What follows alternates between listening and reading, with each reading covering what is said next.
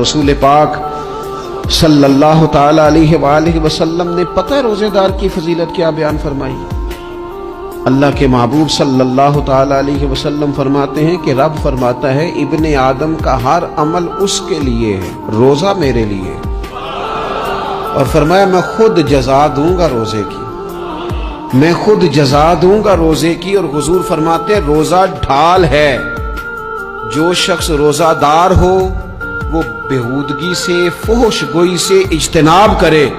اور اللہ کے محبوب صلی اللہ تعالی علیہ وسلم فرماتے ہیں اگر کوئی شخص اسے گالی دے، اگر کوئی شخص اس سے جھگڑا کرنا چاہے تو پتہ کیا جواب دے؟